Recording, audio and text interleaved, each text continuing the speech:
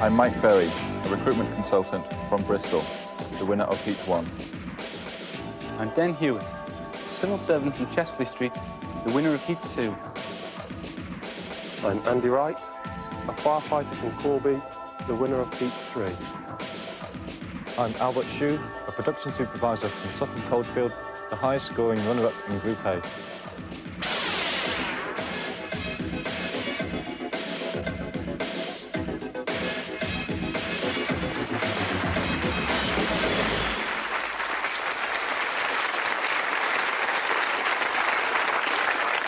Good evening, welcome to the Krypton Factor and to what I'm sure will be an especially hard-fought and thrilling contest.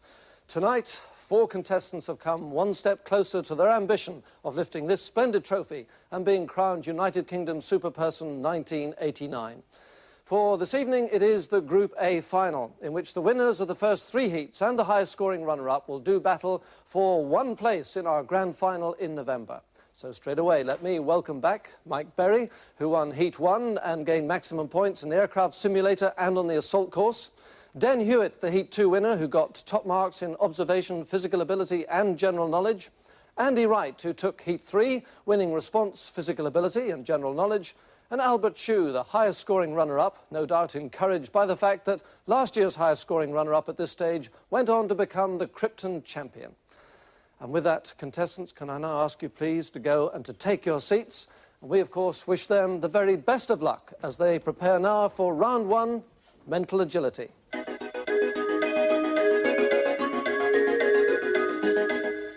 Well, as you might expect, things get more difficult in a group final. And for tonight, we've devised a coding challenge with added complications. In a few moments, I will give each contestant the name of a town comprising 9 letters. Let's take as an example Godalming. The contestant must then code that name by numbering each letter 1 to 9, left to right. Memorising that code, the contestant will then be asked questions like, what does 643 spell? The answer, mad. Or, what was the 7th letter? The answer, I. And let me emphasise, the contestant will not see the coded word during his attempt, which of course makes this an extremely tough test. Right, stand by contestants. We're going to start with you, Mike. Your town is Tunbridge, and your 40 seconds start now. 728. Dog. 10. 193. The 6th letter. I. 7639. Dine. Born. 4253. 3 letters before G. B. Wrong. 461. Bit. Just in the nick of time you got that one, and it's a very good start, Mike. In 40 seconds you got 6. Very well done. Let's move along now to Den. Den, your town is Axminster, and your 40 seconds start now. 647. Sit. 10. 715. The 8th letter. E. 3158. Main. Stir. 6749. 3 letters after X. N. 712.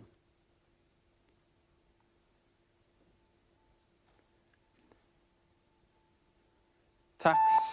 And just in the nick of time with that one, which gives you the excellent score of 7 in 40 seconds. Well done, Den. Now let's move along to Andy. Your town is Ashburton, and your 40 seconds start now. 387. H-O-T. Just give me the Hot. word. Sat. 217. The 4th letter. B. 2716.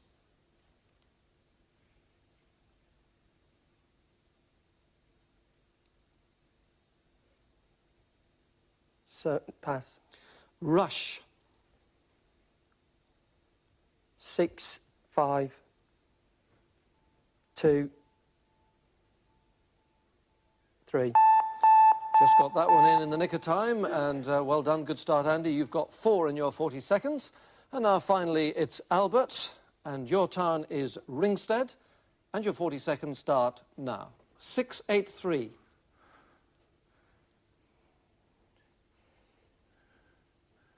10. Dig.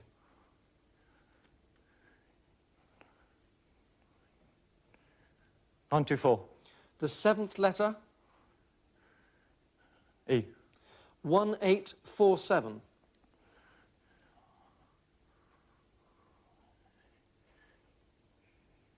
Rage. Nest.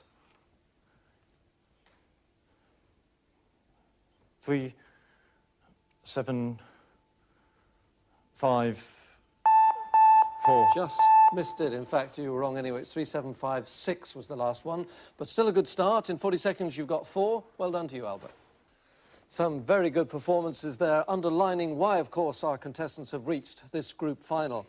And remembering it's 10 points, 6, 4 and 2 for first, second, third and fourth, let's enter those points into the scoreboard. And there's the situation at the end of the first round. Andy and Albert both on 4 points, Mike on 6 points. But the early leader with a Krypton Factor of 10, the civil servant from Chester Street, Den Hewitt.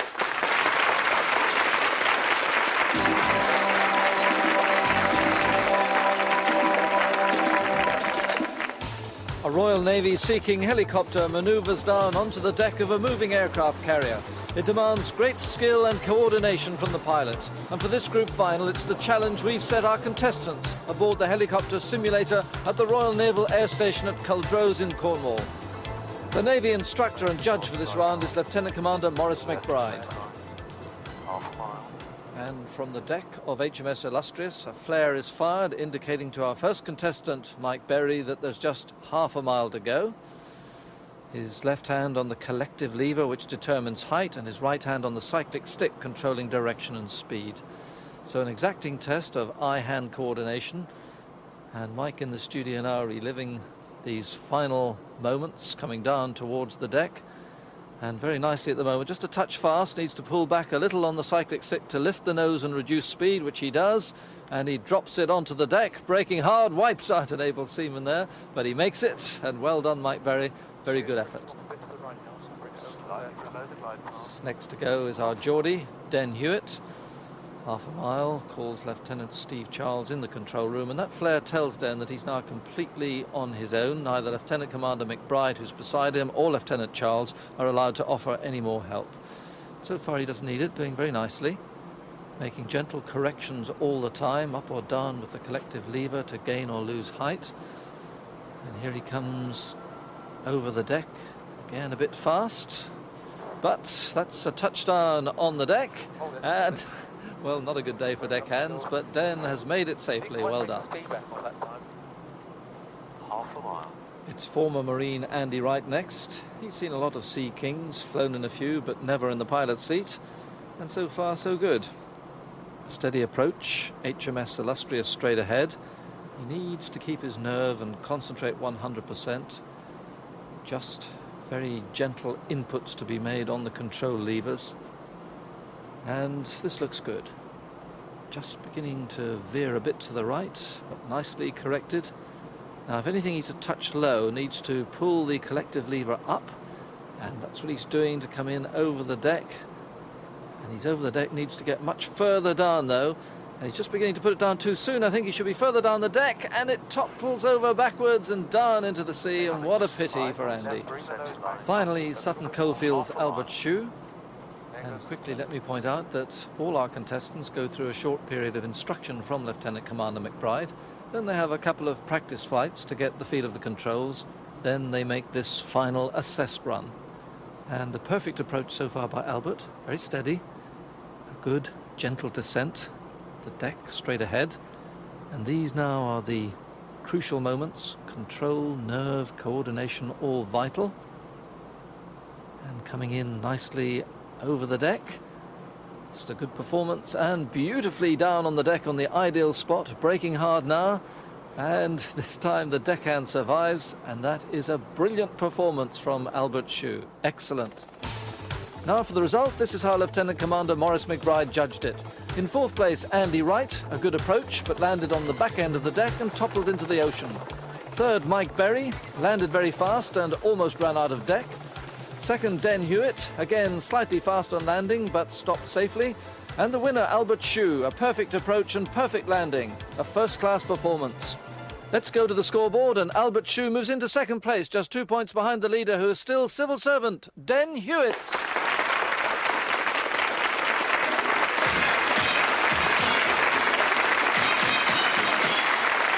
A good battle developing as we go on into round 3 observation, where we hope all of you will pit your wits against our group finalists.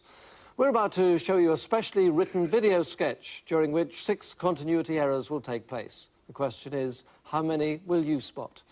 You should be keeping an eye on details in costume and scenery and listening very carefully to the dialogue, and most difficult of all, trying not to enjoy too much the splendid performances of our special guests in this group final video, Hinge and Bracket. Right, contestants, will you now please turn to your screens as quickly as you can and see if you can spot all 6 errors in this sketch. Finishing touches there. And there we have it. Our unique sugar-free lemon sorbet, made extra special with just a little touch of vodka. And now finally, a dab of fresh cream on top, and it's ready to go straight into the fridge. Oh, no, it isn't. Now it's ready to go in the fridge. She'd garnish the oven gloves if they weren't nailed down. Pudding. I beg your pardon. I said pudding. How dare you? I've lost half a stone already this month. Pudding is the vital component of any serious dinner party. But if serious dinner parties aren't your scene, try one of these. A brand new style strawberry finger dip. And some for you, Victor. Very communal and lots of fun. And it puts cuisine hygiene back 50 years. Oh, that'll be the doorbell. It's the stroganoff. Well, you better let him in then, hadn't you? And now, for a little something I prepared earlier, baked Alaska. It's a delicate recipe that requires careful nursing during the early stages. Which, loosely translated, means, unlike some people, you shouldn't put the box at the bottom of your shopping trolley. Take that back. I would, but you've torn up the receipt. And now, a quick recap on the lemon sorbet I showed you earlier. Thank you, Vernon. Don't forget the 3 ingredients that are vital to this rather special recipe.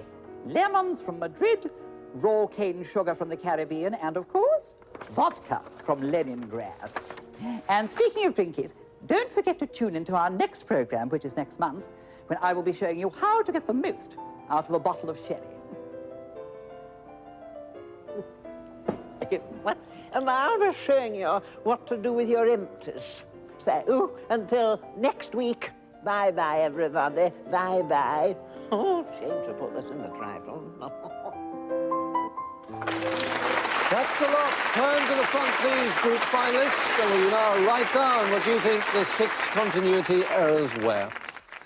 And as we need to give them a few moments to get their answers down, I'd like to say a special thank you to Dame Hilda and Dr. Evadne, Hinge and Bracket, of course, for being our guest stars in this round tonight. Though I have to say that I hope their new style finger dip doesn't catch on. Now, if you want to check your own answers, here come the 6 continuity errors.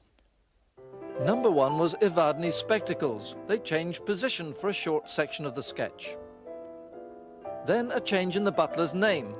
And some for you, Victor. But it wasn't Victor a few moments later. Thank you, Vernon. Third was the Krypton badge on Hilda's apron. It went missing halfway through the sketch. A dialogue inaccuracy was continuity error 4. And there we have it, our unique sugar-free lemon sorbet. But the sugar-free sorbet later acquired sugar as an ingredient. Raw cane sugar from the Caribbean. Number 5 was the position of the butlers. They swapped round during the scene. And finally, another deliberate dialogue mistake. Don't forget to tune into our next program, which is next month. But it wasn't next month from Dame Hilda. So until next week. The changes always seem so obvious when they're pointed out, but were they easy first time round? Well, our group finalists have experienced this new style round in the heat, so let's see if that's been an advantage. Here's how it worked out. Andy, you spotted 2 changes and you finish in 4th place. Mike, you got 3 changes and are 3rd. Den, you got 4 right. And Albert, you also spotted 4, so the 2 of you are joint winners of the round. Well done. And those points now go straight into the scoreboard, and that tussle at the top goes on. Still only 2 points in it, and still the leader from County Durham, Den Hewitt.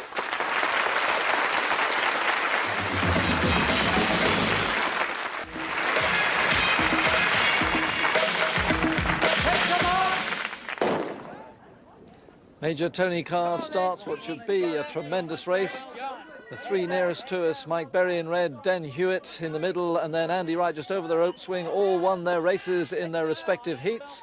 And all their times were pretty close. Andy Wright there just in the lead, has the fastest time of them all. But we have noticed over the years that all our contestants do improve their performances when they come back to run the assault course a second time, sometimes by 20 or even 30 seconds. And these 3 going tremendously. Well, Mike Berry fell there, but he's picked himself up again. And Andy Wright, the favourite for this particular race, judging on his last performance, is going beautifully. Albert Hsu back in 4th place, knows he has the slowest time, but it's not that far behind the others, and he says he's put in some extra training and he'll be out there fighting all the way. So all the techniques have definitely improved. Just look at that as Mike Berry shoots across those tram wires, and also Den Hewitt. They're really looking good at the moment. And the ex-Royal Marine here looking best of all. Also a keen soccer player, plays for Kettering Town in the GM Vauxhall Conference League. Looking very strong indeed. A real athlete, this man from Corby, Northants.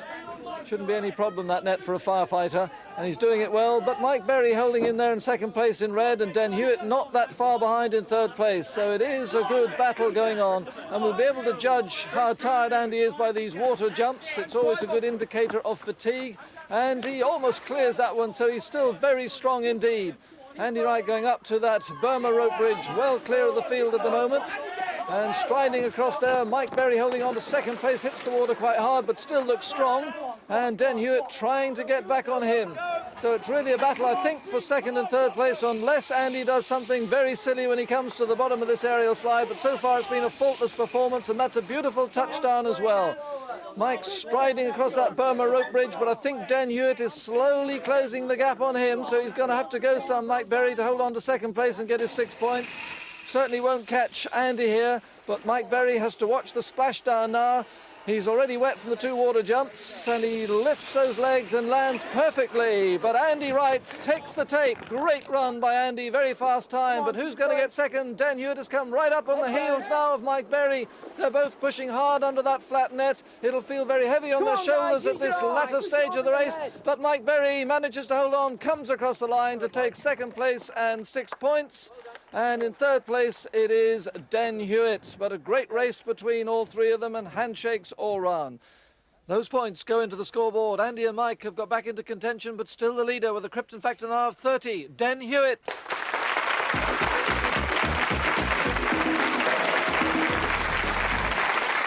Well, the next set of points are going to be really important as we enter the penultimate round, and we have a special puzzle to celebrate a very special night.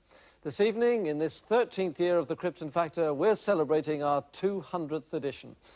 And, group finalists, what we're asking you to do is to place the array of different shaped pieces in front of you into the frame in such a way as to form the figure 200. There is, however, one snag. You won't be able to see what you're doing, for this is a tactile test, and it must be completed by touch alone. Are you all ready? The test starts now. Well, there's one obvious starting point, and Mike Berry's onto it right away. The base of the 2 is the only straight line. So Mike has begun well. Albert also going nicely, realizing very quickly that the tighter curves must form the bottom or top of the O's. And those 200s rapidly taking shape down the line. 200 Krypton Factor programs. The first back in September 1977. Can't believe it was that long ago. And all these puzzles since that first show devised by Manchester University mathematics lecturer Dr. Jerry Wickham, along with Birmingham psychologist Dr. Peter Taylor. Den Hewitt, the overall leader going into this round. but under great pressure from the others who know they need to beat him. Andy very close. Mike Berry in third place overall is almost finished. Albert too. It's desperately close between all four of them. Who's going to make it? And is it? Yes, it's Mike Berry. Great performance. He needed those 10 points and he's right back in it. And Albert just behind him in second place takes 6 points. So then Hewitt falters in this round, though he just gets third place ahead of Andy. Well, very good performances all round, but congratulations to Mike, who joins in the celebrations with that victory. And we go straight to the scoreboard. And Mike has certainly improved his lot. He's gone up to 30 points. And the lead is now reduced to 2 points, but still there with a Krypton Factor of 34. From Chester Street, Den Hewitt.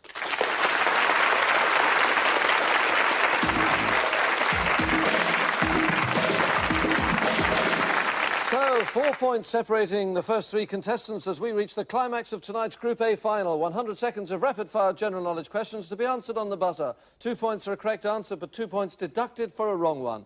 And don't forget, tonight's winner will go through to the grand final in November, and so too could the runner-up if his score is high enough. Thumbs on the buzzers, contestants.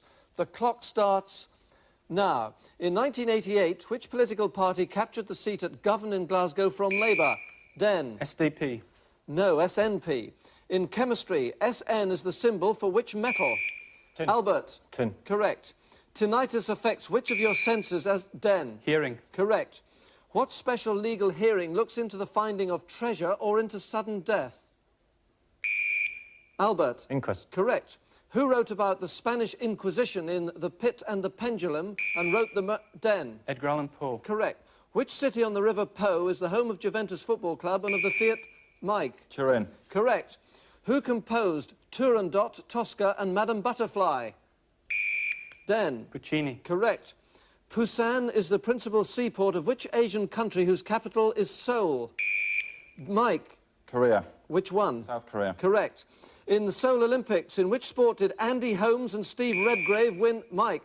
Rowing. Correct. The rowan tree is known colloquially by what other name? Answer is mountain ash. Who starred in the films Ashanti, Educating Rita, Funeral, Andy? Michael Caine. Correct. Whose novels include Cain and Abel and First Among Equals? Mike. Jeffrey Archer. Correct. Who was the archenemy of Sherlock Holmes and fell with him? Andy. Moriarty. Correct. Morituri te salutant was the greeting given by which men to the emperor as they entered the arena in Rome? Den. Gladiators. Correct. Which aircraft firm made the Gladiator, Meteor and Javelin aircraft?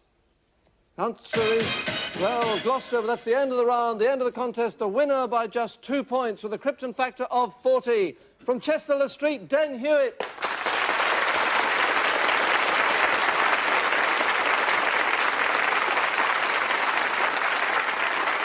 Well, a really tremendous finish and valiant efforts there by Mike and Albert, but it's congratulations to Den. He led from start to finish, and that splendid victory not only takes him into the grand final, but also secures his seat on the plane to California, where with the 3 other grand finalists, he'll be challenged to land the American Space Shuttle in NASA's unique simulator. An experience Den will remember forever, I'm sure. From all tonight's group finalists, and from me, at the end of this memorable 200th edition of the Krypton Factor, good night.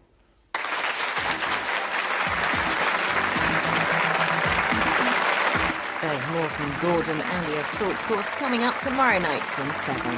Back to this evening, and there's a double bill of Dog the Bounty Hunter after this short break.